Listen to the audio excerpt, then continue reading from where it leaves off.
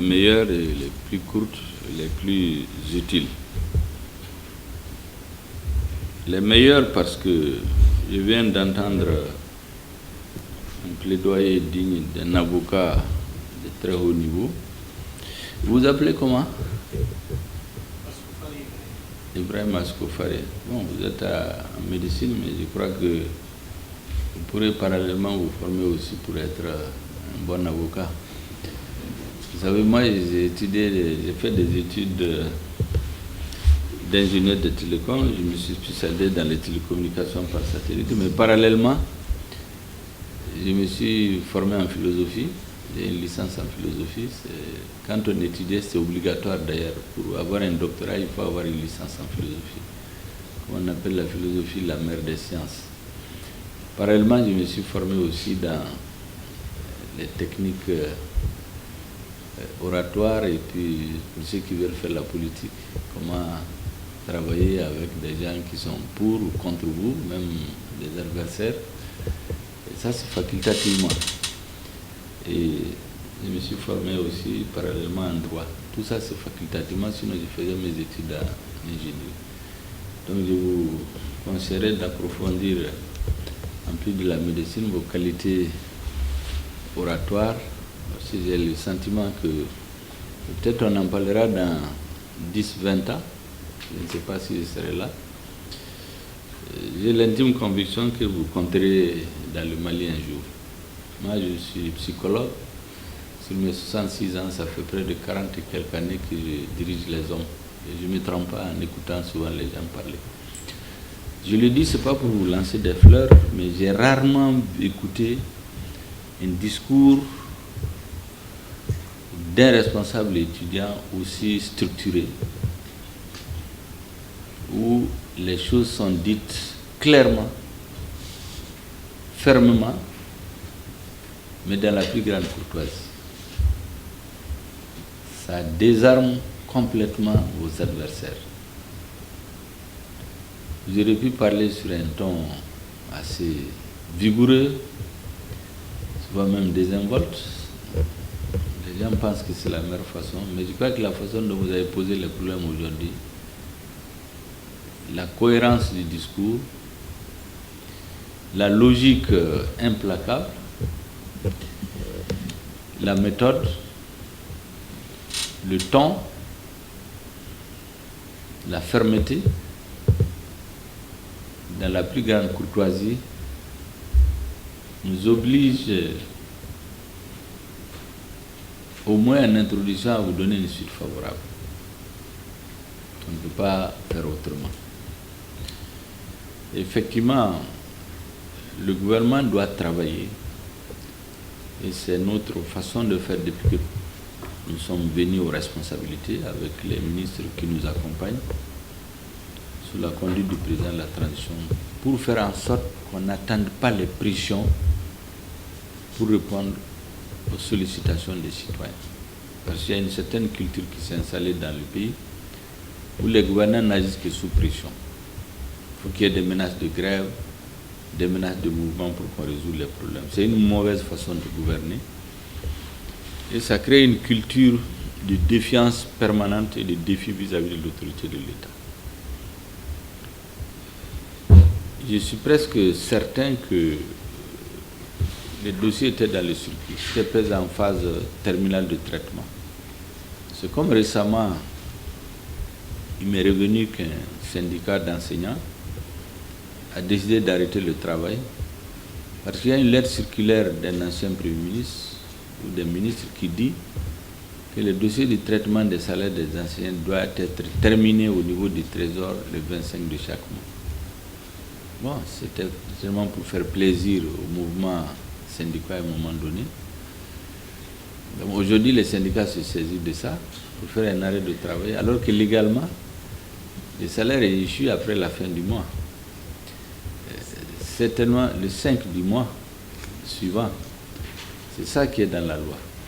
Mais le Premier ministre en son temps, ou le ministre a fait ça, c'était pour rassurer les étudiants, les enseignants.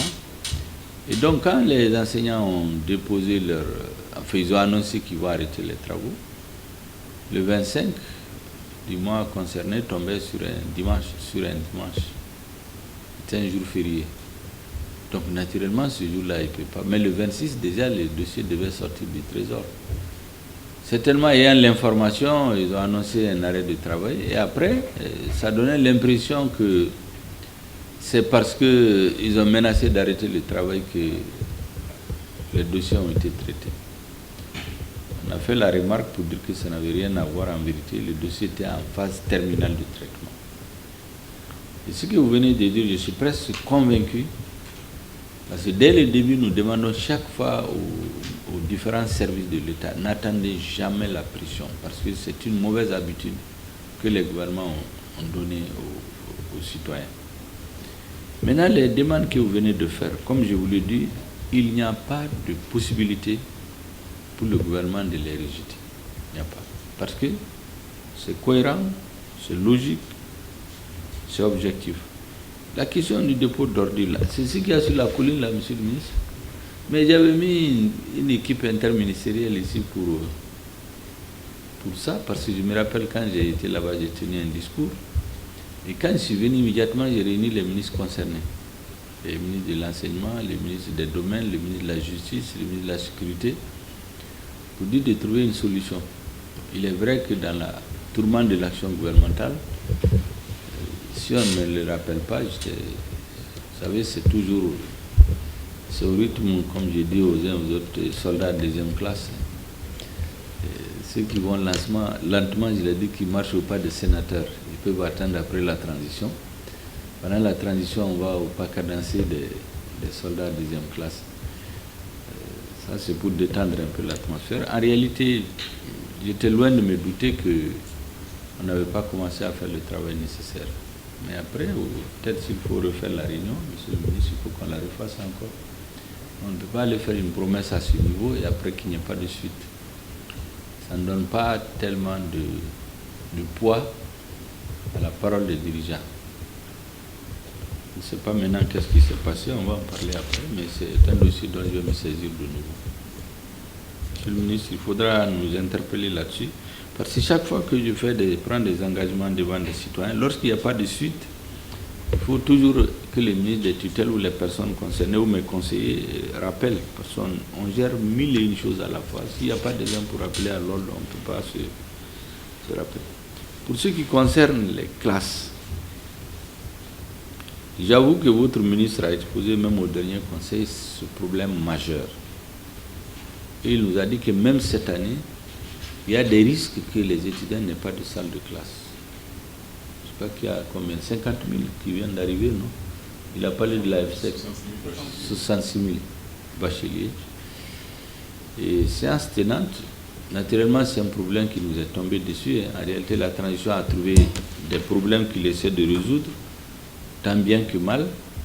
Mais tous les problèmes, on les a trouvés. Et séance tenante, le président, après le conseil, m'a appelé avec les différents services de l'État ou en attendant de construire des amphithéâtres, parce qu'on ne peut pas les construire d'ici la rentrée, au moins trouver des grandes salles où les étudiants peuvent prendre les cours. Donc tous les ministres qui ont sous leur tutelle des domaines où il y a des grandes salles qui peuvent servir d'amphithéâtre en attendant la construction. Je viens de faire la réunion ce matin, il y a le ministre de la Culture, le ministre de la Jeunesse et des Sports, et le ministre du Développement rural, ça c'est pour les grandes salles de la CMDT. Non? Donc toutes les grandes salles à Bamako et à Ségou qui peuvent être réquisitionnées des grands services de l'État vont être réquisitionnées pour que les étudiants puissent y prendre les cours, en attendant maintenant qu'on inscrive carrément la construction de grands amphithéâtres. Même là, je sais qu'on va être rattrapé parce que le nombre d'élèves augmente de façon exponentielle. Et les ressources de l'État, malheureusement, n'augmentent pas de la même façon. Et comme vous avez tenu un discours vraiment très responsable, il est bon qu'on vous dise un certain nombre de choses. Vous savez, dans les pays africains, on apprend à tout le monde qu'on ne peut pas vivre sans l'aide extérieure. Sans l'aide extérieure, on ne peut rien faire dans nos pays. C'est ce qu'on a mis dans la tête de tout le monde. C'est pourquoi quand l'embargo a été pris, vous avez écouté les conversations entre certains hommes politiques et des chefs d'État. qui ont dit que le Mali ne tiendra pas plus de 10 jours, 15 jours maximum. Parce qu'un pays dont le budget est financé à 40% par l'extérieur ne peut pas tenir. Pourtant, depuis 2 ans, bientôt, aucune aide budgétaire n'est donnée au Mali. Tout est coupé. Et pendant ces 2 ans, comme je l'ai dit, nous avons équipé notre armée plus que les 30 dernières années réunies. Pendant ces 2 ans. Pendant ces 2 ans, dans le cadre de l'amélioration des conditions de vie des travailleurs, il y a une augmentation de salaire en 2021 de plus de 200 milliards. C'est rarement on a vu ça par un gouvernement pendant la même période. Pendant la même période, nous avons épongé les dettes de la CMDT de plus de 80 milliards. Nous avons financé, les banques maliennes avec l'appui de l'État ont financé la campagne cotonnière, qui est un élément de l'économie. Quand le coton marche, le transport marche, la savonnerie marche, les huileries marchent, les transports marchent, l'aliment de bétail marche. Et nous avons fait une production record. Pourquoi? Parce que l'État a pris en charge de payer les dettes, de financer la campagne et surtout d'investir plus de 15 milliards de francs CFA pour subventionner les engrais et mettre le prix du coton à 285 francs le kilo. Donc, c'est des chiffres records dans l'histoire récente de notre pays. Et en retour, les paysans ont produit près de 800 000 tonnes. Tout ça s'est fait pendant qu'on est en crise. Et notre armée, pendant ce temps, elle recrute, elle forme, elle s'équipe, elle fait la guerre. Ça aussi, c'est une prouesse parce que généralement, les armées se préparent bien avant la guerre. Nous, on recrute, on forme, on s'équipe, on fait la guerre en même temps. Et aujourd'hui, Dieu merci, grâce au soutien de tout le monde, toutes les grandes bases, tous les grands sanctuaires de terroristes, ils ont été détruits sur l'ensemble du territoire, d'est en ouest. Il y a l'extrême nord pour l'instant. Maintenant, qu'est-ce qui se passe? C'est des groupes qui s'organisent pour attaquer les paysans. Quand vous avez 4 ou 5 personnes armées, ils viennent dans un village, ils terrorisent les gens, ils les obligent à abandonner les lieux. Maintenant, la hiérarchie militaire est en train de réfléchir à les nouvelles formes pour les combattre. Parce que leur base logistique où ils stockaient les armes, les carburants, les munitions, les lieux d'entraînement, tout ça, ça a été détruit en quelques mois. Et ça, c'est en quelques mois. Donc on a inversé le rapport des forces, on a inversé la tendance, et comme je dis, la peur a changé de camp. Aujourd'hui, c'est l'armée malienne qui terrorise les terroristes, auxquels il ne reste plus qu'à terroriser les populations. Mais ça aussi, nous comptons l'inverser. Donc dans cette atmosphère, plus toute la campagne, la guerre de communication qu'il y a contre nous, vous voyez que l'État reprend petit à petit ses instruments de souveraineté. Donc c'est important que la jeunesse que vous êtes, qui ravira aux responsabilités dans quelques années, que vous puissiez comprendre un peu les défis auxquels nous faisons face. C'est ce qui donne encore plus de relief, d'importance, et qui souligne fortement le caractère patriotique de votre nouvelle approche. Revendiquer en restant à l'école. Poser les problèmes là où il faut les poser. Sensibiliser les dirigeants qui, s'ils ont, je pense, un minimum du sens de la responsabilité pourquoi ils sont sur place, ne peuvent pas ne pas être sensibles à un tel discours, surtout comme je l'ai dit, la façon dont le discours est délivré, la cohérence, la consistance et l'éloquence qui sous-tend tout ce qui a été dit. Je voudrais donc vous rassurer que tout ce qui doit être fait, aujourd'hui, après les militaires, les paysans, les élèves étudiants sont dans les top priorités du gouvernement, l'école. L'armée, les paysans, parce que c'est ceux qui nourrissent tout le monde, l'école fait partie des top priorités du gouvernement. Parce que nous sommes conscients qu'aussi longtemps qu'il n'y a pas d'école, l'avenir est bouché en fait. Et les zones qui sont libérées, les instructions de la hiérarchie aujourd'hui, c'est de faire en sorte qu'on y installe les écoles, les centres de santé et l'administration. Toutes les zones qui sont libérées, parce que là où la libération est totale, on essaie de faire retourner l'administration. Les populations hâtent de retourner chez elles, parce que les gens sont en exil intérieur, ce n'est pas par le goût d'être exilés. Donc dès que leur localité se libère, il y a un peu de sécurité, les retours. Je voudrais donc vous remercier. Votre cahier de doléances fera l'objet d'un examen minutieux. Je convoquerai un conseil de cabinet. Le conseil de cabinet, c'est tous les ministres plus le premier sans le président, pour l'examiner, pour voir ce qui peut être fait là-dedans. Et vos ministres seront informés.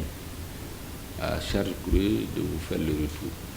Maintenant, ce que je vous demande aussi, c'est de continuer toujours dans cette approche, à être vraiment très pédagogue, très patriote, parce qu'aujourd'hui, effectivement, avec ces doléances, vous aurez pu déclencher des grèves, mais en réalité, ça portera plus de tort à votre lutte, parce que notre pays est dans une situation où il a fortement besoin de la cohésion nationale, de l'unité nationale, de l'ensemble de ses fils, quelle que soit leur sensibilité politique, sociale, religieuse, ainsi de suite. Donc, les revendications à caractère corporatiste, si elles ne sont pas gérées avec beaucoup de responsabilité, peuvent être source de fragilité, de fragilisation de l'État aujourd'hui. Et le fait que vous les posez de cette façon, je pense, nous oblige, en plus du fait qu'on doit le faire, même à donner une réponse. Maintenant, comme toute revendication, comme vous l'avez appelé, le cahier des charges, certainement tout ne peut pas être fait tout de suite en même temps. Mais le maximum sera fait pour que vous ayez l'impression effectivement que vous avez été entendu. Et je crois que vous avez été entendu. Et le président a l'habitude de nous dire, c'est pourquoi après le conseil des ministres l'autre jour, quand les ministres de l'enseignement supérieur et de l'éducation ont posé conjointement vos problèmes, le président nous a appelés pour dire d'aller trouver une solution en attendant que on voit ce qu'il faut faire pour construire des amphithéâtres. Maintenant, concernant mes écrits, effectivement, moi j'écris beaucoup. Quand les questions sont fondamentales, en plus de l'action politique au quotidien, je me donne le temps de réfléchir et écrire. Les deux écrits les plus connus, c'est le livre sur les rébellions au nord du Mali. Je crois que tous les intellectuels doivent le lire.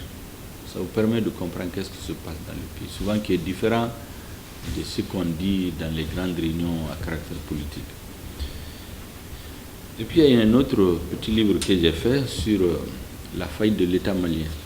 Je l'ai intitulé « La faillite de l'État malien, les origines, les responsabilités et les pistes de solutions ». Je vais vous offrir, je peux l'annoncer, je ne sais pas ce que j'ai sous la main, au moins 200 exemplaires de chacun. Ça, je peux l'annoncer tout de suite. Ce n'est pas votre bureau de coordination, je ne sais pas combien de membres ça fait. C'est combien? 76. Donc vous aurez 200, donc vous en aurez pour donner à vos professeurs, à vos amis. Ça peut être disponible au plus tard le samedi. Donc vous vous adresserez au chef de cabinet, il le rendra disponible. Et j'aimerais bien, après la lecture, ceux qui auront le temps de lire le tout, de venir à des discussions. Je serai prêt à aller dans des discussions avec vous, même à l'université, dans un amphithéâtre au besoin, après que vous l'ayez lu. Parce que c'est des débats enrichissants pour nous-mêmes, pour moi-même, malgré mes fonctions de Premier ministre. Je crois que c'est enrichissant pour vous aussi. Et continuez à lire tout ce qui s'écrit sur le Mali. Tous les hommes politiques qui écrivent, allez-y acheter et lisez leurs livres. Parce que la génération qui va prendre le pays en charge dans quelques années, c'est la vôtre. Il est bon que vous connaissez bien votre pays, son histoire. En lisant le livre sur les rébellions, vous comprendrez beaucoup sur l'histoire du Mali.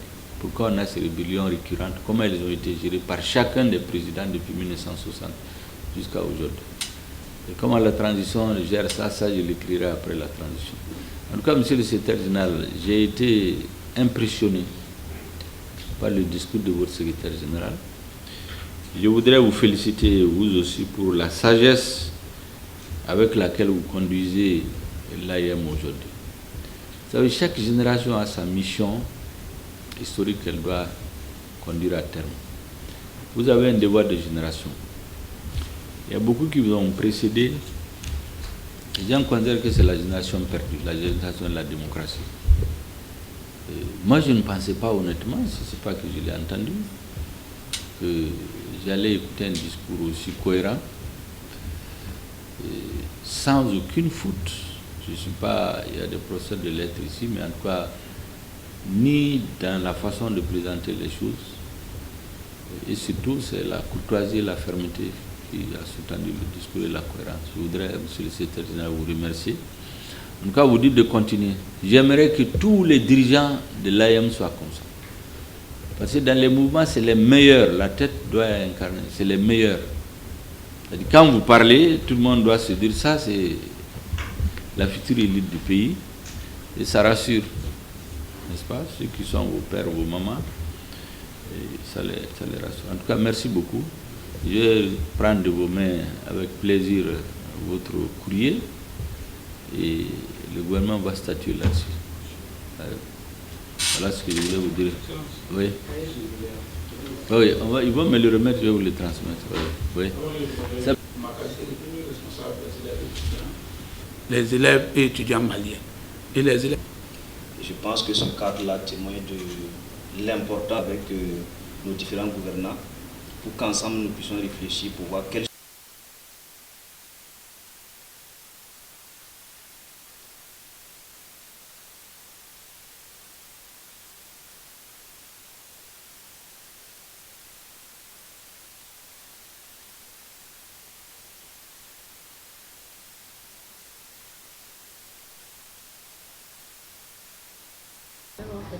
Ah oui.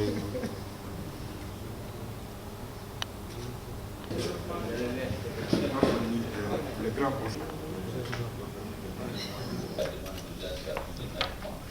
pas seulement à des audiences très limitées, malheureusement, j'ai eu beaucoup de parties, il y a 2 ou 3 audiences. Au niveau du gouvernement, peut-être dans le cadre de la refondation, il y a des réformes qui pourraient être entreprises. Vous n'êtes pas battu aux assises pour faire passer au moins ce souhait-là des regroupements des ordres? Est-ce que ça ne ressort pas dans les résolutions des assises, par hasard?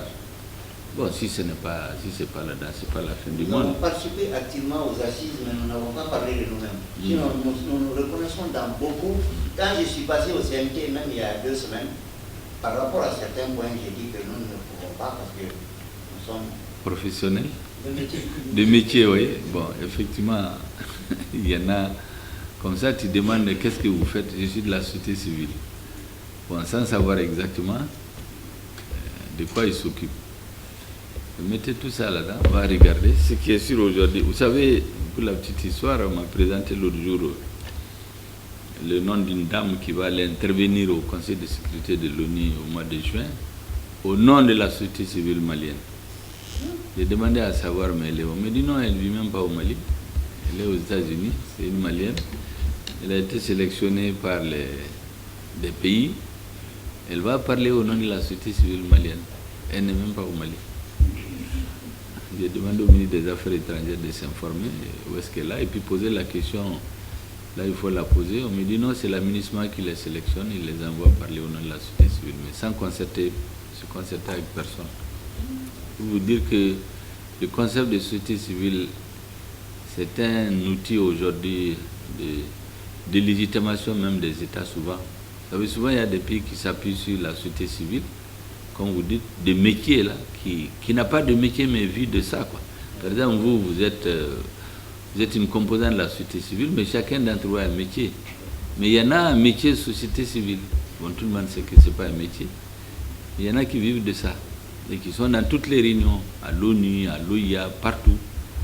Et ça mérite aussi d'être examiné. C'est comme les ONG, des organisations non gouvernementales, mais il y en a qui n'ont rien de non gouvernemental.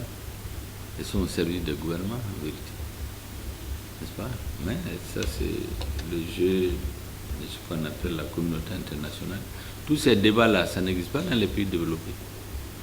C'est chez nous qu'il y a les organisations de la société civile qui doivent infléchir les lignes politiques. Mais aux États-Unis, il y a des groupes de pression naturels qui défendent leurs intérêts sans avoir besoin d'être organisés dans une superstructure qui s'appelle société civile.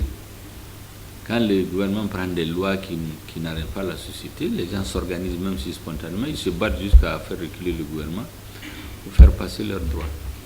Donc mettez tout ce que vous venez d'exposer dans un document assez fourni. Et Je pense que votre audience qui a duré 9 mois atteint son objectif, c'est de vous faire entendre. Et surtout qu'il y a des perspectives. Pas que vous êtes fait entendre. Il y a des perspectives, c'est pourquoi j'ai ouvert la porte. Et comme ce n'est pas le Premier ministre qui décide seul, il faut que j'en débatte avec les ministres, avec tout l'appareil de décision au niveau du gouvernement. C'est pour ne pas laisser l'impression, souvent que les premiers ministres font, bon, vous dites, pour vous faire plaisir, vous dites donnez, tout est réglé, après vous partez, ils passent à autre chose. Je préfère être mesurément optimiste en attendant de voir votre document. Ce que je vous promets, c'est qu'il ne va pas être mis dans les tiroirs. Il va faire l'objet d'examen et certainement vous serez entendu à d'autres niveaux. Si c'est un décret qu'il faut prendre, un autre texte d'une autre nature. Mais il faut que l'appareil d'État siège, les hauts fonctionnaires qui regardent toutes ces questions, après le soumettre au ministre pour appréciation et in fine au président. Si c'est vraiment utile, on va le régler pendant la transition. Parce qu'il y a beaucoup de questions qu'il vaut mieux régler pendant la transition pour avancer. Merci beaucoup. Je vous remercie de votre attention. La séance est levée.